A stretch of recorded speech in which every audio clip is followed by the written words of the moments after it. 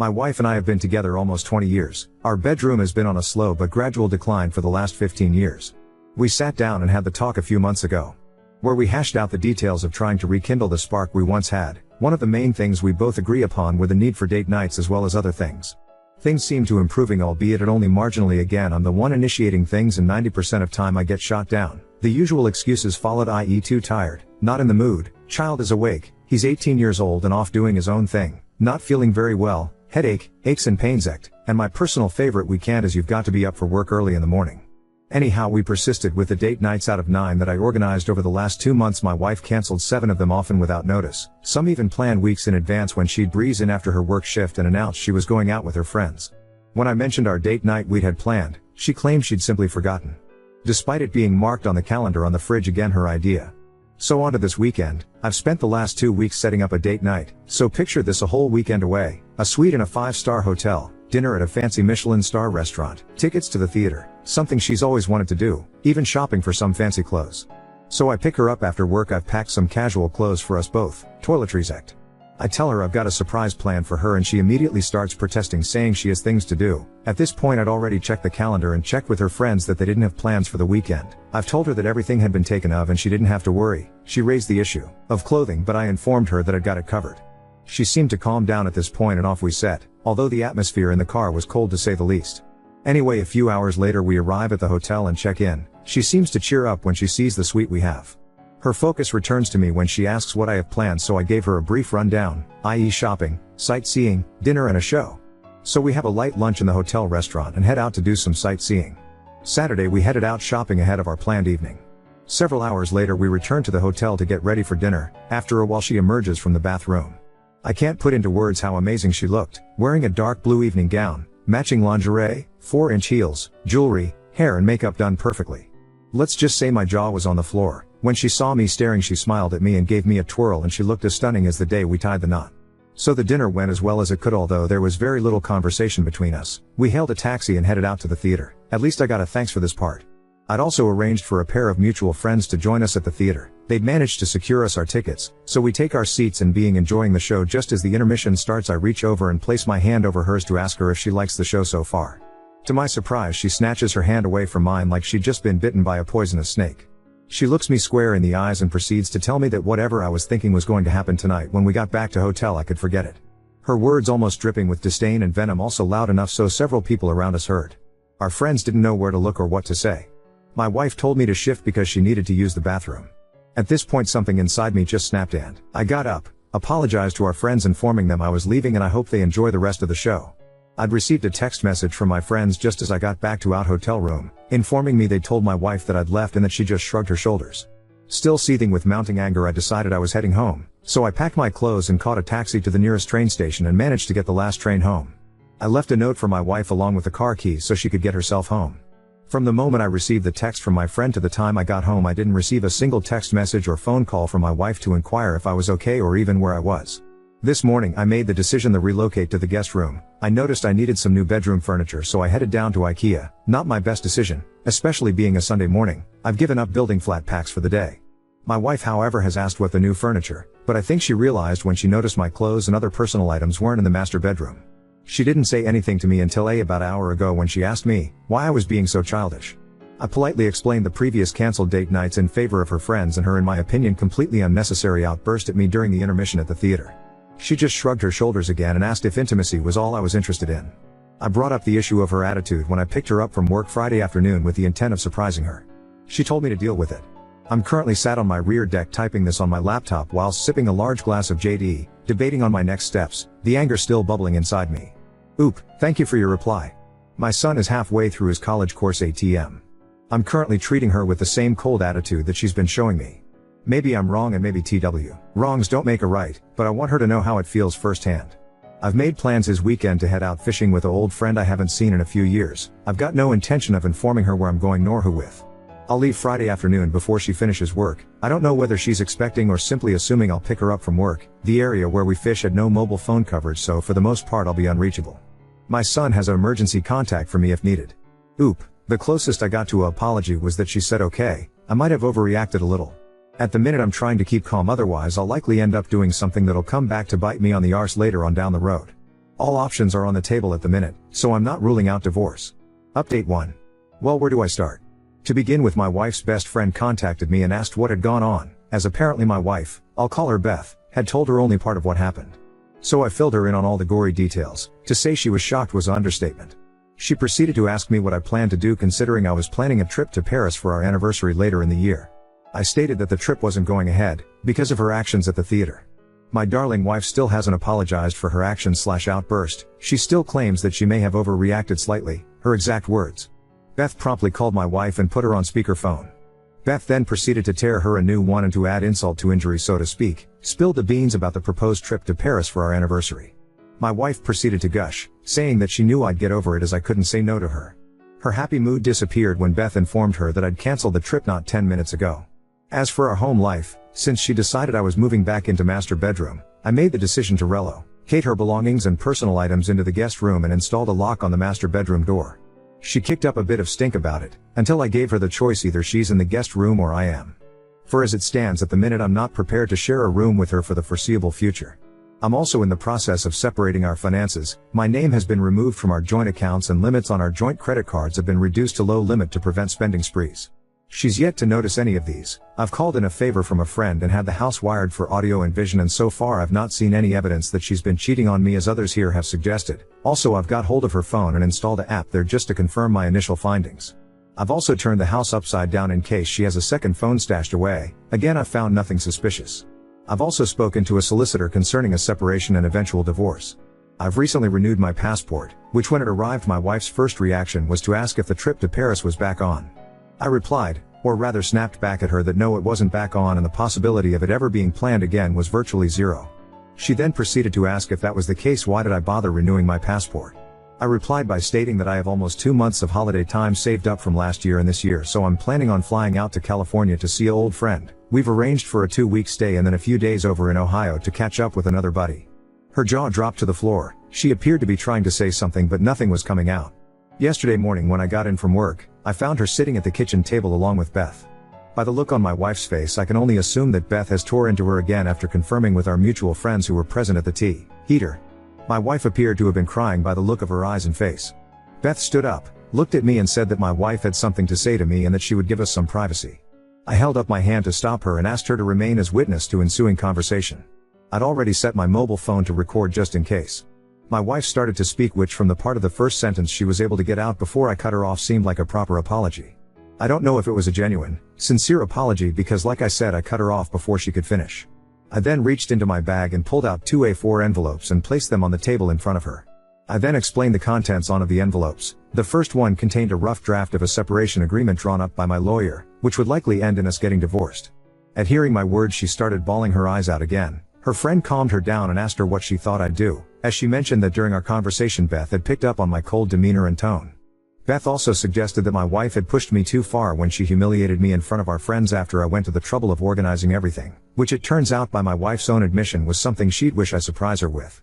After my wife calmed down, I proceeded to explain that the second envelope contained a list of marriage/personal counselors and instructions for her to choose one. She was then given the ultimatum to choose one of the envelopes. I would be leaving Sunday morning to catch my first flight to the US and she'd got until the time I returned to make the decision, as I refused to be spoken to and treated like I was that night. Add in the fact that she didn't see, and I'm still not sure she does, that her reaction was uncalled for and way over the top. Before she could respond, I told her in no uncertain terms that if she started screaming at me at the second option would be immediately removed from the equation. I'd also reiterated that if I found out she was seeing someone else whilst I was away, option 1 would be selected by default. Update 2. I'm finally back home after having a great time catching up with friends in the US. I turned my phone on after I landed back in the UK and holy hell, I thought it was going to blow up. Messages, voicemails, emails and missed calls, mostly from my wife and a few from friends and family. It turns out the friends we were with at that fateful weekend had informed my parents of what went on, along with a few other mutual friends that had inquired about my well-being since I'd been pretty much radio silent since I left for my trip. The messages from my wife started with the usual empty platitudes, insincere apologies act. I assume when I didn't give her the satisfaction of responding, the messages became more menacing and darker in nature, almost to the point of threatening. I rang her and told her that I'd landed back in the UK and I'd be home after I made a quick stop off at my mother's house. She seemed overly affectionate and sweet on the phone, almost had me wondering if it was the same person I left when I headed out to the US. So I spoke to my mom, Laid out everything that had happened and why I took the trip abroad, and she said that she understood but was considerably upset that I left without telling her in person. I had rang and left a voicemail message for her, unaware that she didn't know how to access it. Mom's really not tech savvy BTW. Anyhow, I get home and my wife practically rugby tackles me the second I'm through the door, again showering me with affection as if nothing had happened at all. I explain that I'm tired from the flight act and all I really want at that moment in time is a long hot shower and some sleep. I walk upstairs and place my suitcase in the spare room just because it was the closer room as I walked up the stairs before getting in the shower. My wife doesn't say anything, although I heard her creep up THR stairs and mooch around the landing, even trying THR bathroom door. Finding it locked behind me, she left and went back downstairs. After showering, I collapsed on the bed in the spare room and fell asleep for several hours. After waking up, I went downstairs and sat opposite my wife, who promptly got up, smiled and came and sat on my lap again, being overly affectionate. She made small talk, asking if I'd enjoyed my trip, asking where I'd been and what I'd saw. I whisked her off my lap and sat her down on the sofa next to me and asked her bluntly if she'd made a decision about the 2 envelopes if presented her before I left. She simply scoffed at me and asked if it was really serious because she assumed that I was just being childish and throwing a tantrum. I informed her that I was deadly serious about it and if she'd given it any thought. She just smirked at me and told me to stop being stupid and get over it. My reply was she'd given me her answer and thanks for letting me know where I stand. At which point I rang the solicitor who drew up the 2 sets of papers. She's an old school friend BTW, and although I hated ringing her one Friday afternoon whilst she was likely with family, she asked me what choice my wife had made. I informed her that I didn't want to discuss it over the phone and could make an appointment next week to discuss it in person and go over my options. She must have anticipated my call because she said she'd penciled me in for a possible meeting Monday afternoon. As I wrote down the appointment time, I caught my wife staring daggers at me and looking so wreathed in the face I thought she might be on the verge of either having a stroke, heart attack or both. After I'd finished the call, I turned to face her, and before she had time to say anything I told her she'd made her choice and that I was serious about it. Later I heard on the phone sobbing to her best friend about the situation, asking for help on how she could fix the situation. I couldn't hear the other half of the conversation, but from the sobs my wife was making I can only assume that the advice wasn't what she wanted to hear. So at the moment whilst writing this out, I'm also going through multiple hours of camera footage from the home security system I had installed before I left. Just in case she decided to have some mail company over in my absence, if you get my drift. Because as others have replied and suggested, she may have been involved with someone else, and either way I wanted proof. So that's pretty much where I am the moment. Oh, and my staffy won't leave me alone. He keeps looking at me, nuzzling me, trying to sit on my lap, wanting to be fussed. Just asked him if he wanted to go for a walk and he looks like he's about to burst with excitement. Now, second story. Weird guy shows up at my parents' house at 1 a.m. looking for me and using details of my life that were valid 20 years ago. Help me figure this out. This happened 3 nights ago and I am going crazy trying to figure it out. I just moved into a new apartment 1 month ago and I am still unpacking and settling in. I have been using my parents' address as my mailing address, who live a few towns over, 20 minutes away, all of my life. 3 nights ago my parents call me at 2 a.m. freaked out and proceed to tell me this story. Apparently at 1 a.m. someone starts banging on their front door and repeatedly ringing their doorbell. My stepdad walks downstairs and opens the door, leaving the front glass door closed and locked. There was a man standing outside, who looked to be in his 30s, with a black hoodie on with the hood pulled up around his face. He didn't have any distinguishing facial features, facial hair or tattoos. The only thing my stepdad said was that he looked to be Hispanic. Neither my stepdad or my mother, who was watching the whole thing out a window, recognized the man. The man says, "I'm so sorry to bother you, but I am looking for my full name." My stepdad plays dumb and says, "Who?" The man proceeds to state my full name again and says that my boyfriend is worried because I didn't come home that night. He claims to be a friend of my boyfriend and tells my stepdad that they are both out looking for me, worried because I didn't show up at home. I don't have a boyfriend. I live by myself with my 3 dogs and haven't been in a relationship in the past 5 to 6 months. Here's the weird part. My stepdad asked the guy what boyfriend he was talking about and the man tells him the name of the boyfriend I had when I was in 10th grade, nearly 20 years ago. My boyfriend in 10th grade has a very, very unique Italian name. I've never met anyone with a full name even close to his. He says my high school boyfriend's name a few more times to ensure my stepdad heard him and repeats that they are very worried about me. Is my stepdad sure I'm not inside? At this point my stepdad is weirded out and closes and locks the door in his face. The man does not leave. He lingers in front of my parents' house for the next 10 minutes, smoking cigarettes and talking on the phone. Finally, my parents calls the cops. About 5 minutes before the cops arrive, the man walks down to the dead end on their block and drives away in a silver car. Stepdad was unable to get the license plate. My parents file a police report and nothing else happens. After I hear this story I'm going nuts over the weird details.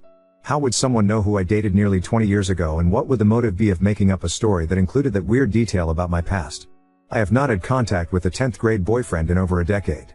Yesterday, I decide to message him on a Facebook to see if he has any insight. I tell him the whole story. He's just as confused as I am and claims to have no part in it. I am at a loss. I'm also really freaked out that some strange man is going through that much trouble at 1 a.m. to Lou K for me. Any insights or ideas would be greatly appreciated. No, nothing else weird has happened since then. Update 1. This is really unsettling. If this had happened to me, here's what my first theory would be. My parents also still live in the same house I grew up in. Everyone I went to school with would know the address. It's a nice house and one would assume that there's nice things in it. When I was a teen, I briefly got mixed up with the wrong crowd, who at the time wasn't too bad, but nowadays most of them are addicts and complete low lives who've done time in jail. If my parents told me this story, I would immediately assume that someone I knew in high school who's now an addict, was casing houses in the neighborhood, or even purposely targeting my parents' house because they already know the layout, and rang the bell to see if anyone was home. And when they answered they had to make up a lie, so they went with that because knowing those details might give them plausible deniability to what their real intention was, robbing the house, and they can just claim they were confused if caught. Update 2. My stepsister, my stepdad's daughter, and her fiancé were at a house party right after the holidays, around early January of this year. While they were there, they started talking to a girl that neither of them knew. After some time talking together, the girl started talking about her ex-boyfriend and how they were going through a really tough time together. They had just recently broke up and she felt really bad because he was a wreck over it. Somehow, it came up that this girl's ex-boyfriend was my 10th grade boyfriend, the one with the really unique Italian name. The whole situation wasn't that big of a coincidence, since I went to high school with my stepsister's fiancé and we have a lot of mutual friends. So it makes sense that they were at a party that would include some people I went to high school with. As soon as my stepsister and her fiancé hear T.S., they both start freaking out, and without revealing too many details, they tell the girl about the whole mystery and how weird it was. As they are telling the story, the girl's face starts to go white and she looks like she's about to cry. My stepsister and fiancé try to console her and ask her what's wrong. The wine/beer had been flowing at this point, so I'm sure everyone was a little tipsy. The girl starts to tell them that a few nights ago, she was sleeping, and someone started banging on her door at, get this, fucking 1 a.m. Just like what happened to me at my parents'. The girl jumps out of bed and says she was absolutely terrified by how loud and aggressive someone was banging on her door. She said she literally thought it was going to break in. The girl has a Ring camera, so looks on her phone. There on the camera, is a guy, in a black hoodie, banging on her door. She obviously pretends like she isn't home and keeps all of the lights off. He continues banging. As she is getting ready to dial 911, the guy stops and leaves. She said she was absolutely terrified. For whatever reason, she didn't end up calling the cops, but may have went to stay with a friend that night or the night after. My stepsister and fiancé are shocked by the details and how similar it is to my story, especially because of the mutual ex-boyfriend we share, except this girl literally just broke things off with him. They ask the girl if she has any idea who the guy is and she said no, but that it definitely is not the actual ex-boyfriend. She said this guy was much taller and heavier than our shared mutual ex. How fucking weird. This mystery is still unsolved and these new details honestly just make my head spin even more. No one else has showed up to my parents' door since the actual incident a year ago. Sounds like Italian name ex-boyfriend might have pissed off some unsavory people who know his dating history. Or he has a weird way of getting back at his ex-girlfriends. Hi all. So a few answers to some questions. 1. 10th grade boyfriend was into drugs when I dated him back in high school. No idea if he continued to use throughout his life or not, but can confirm he is definitely an addict who may or may not be in recovery currently. 2. 10th grade boyfriend has been to my parents' house multiple times.